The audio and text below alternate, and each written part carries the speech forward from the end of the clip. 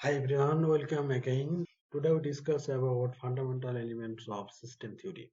Five elements of system theory are described by David Edson, his political system model.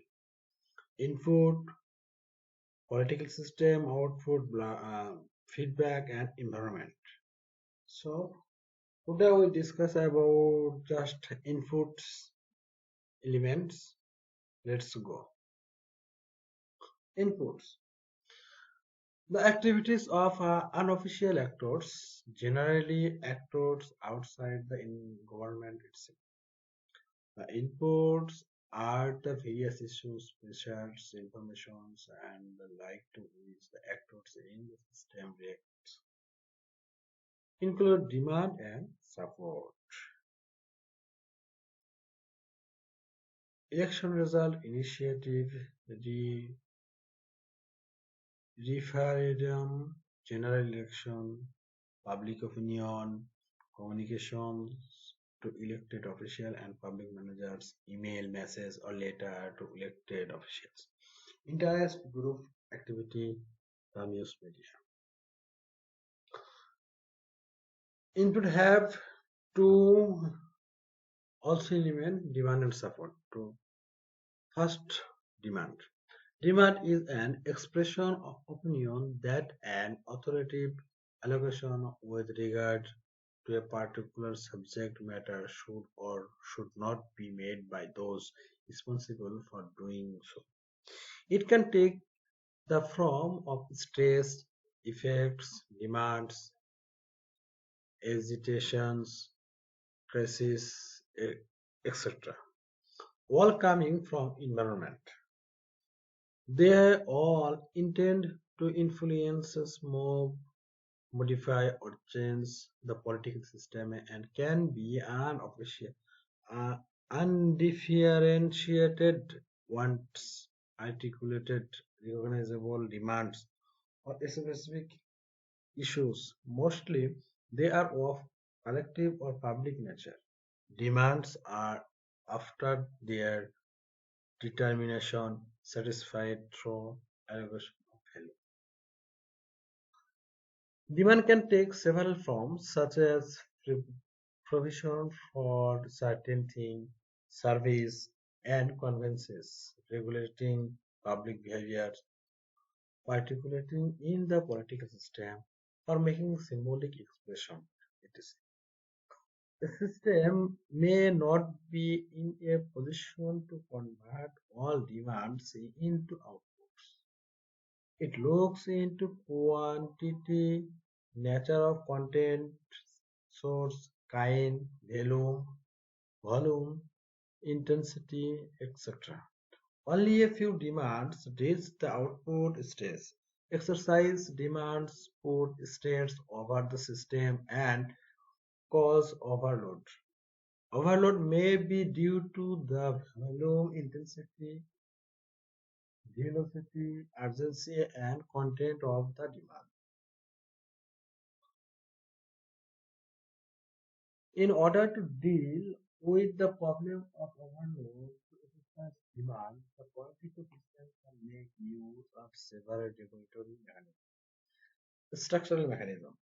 It is located at the boundary of the system and regulates the flow of articulation of demand.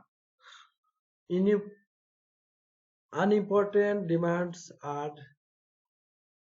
scrutinized and regulated by the through various gatekeeping rules. They may not even be allowed to enter the system. Cultural mechanism. On the basis of prevailing socio-cultural norms, certain demands can be designated as incompatible with them, thus listened in considerable manner if not rejected altogether. Something, sometimes they become the basis or constant of political demands. Communication challenge.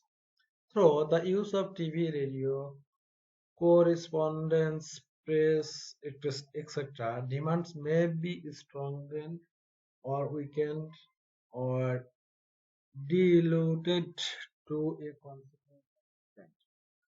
Reduction process. Demand may be reduced to a limited number through effective selection, scrutiny, grouping, etc. Some criteria, general or restricted, may be added to it. Another part, Another input parts are support. A political system also receives support from its environment after subtracting demands from input. We get support which operate between the system and its environment. They are positive response toward specific objectives or level of a political system. Support can be toward a the political community, which means the acceptance of political division of labor. B. The regime which embodies basic value, political structure, and norms underlying the political system. And C. The political authorities or persons holding power in the given context. Support can be given at some particular or all level. Support to political community reflect paying regard to the general reform and arrangement of power in the society and acceptance of the demarcation between the political and non-political support. Support to a regime broadly means legitimacy of the system, its constitutionality, basic structure, and inherent values. At last, the last level invokes holding of respect, loyalty, and obedience to the particular person wielding political authority. It includes administrators and officials. The support can be rendered in many ways by paying taxes, obedience to law, participation in the form of voting, decision comments, and constructive suggestion or defendants toward public authority. The form and style of expressing support can be overt or covert, positive or negative, diffuse or specific, and so on. Often, the political system obtains support by and through allocation values and implementation thereof, manipulation of outputs, socializations, and other political means. Without support at a certain minimum level, no political system can persist. There can be many causes of failure, as is the case with some third world countries for not getting support from their populace, such as in the inadequate use of regulatory mechanism, non-generation of support, and neglected of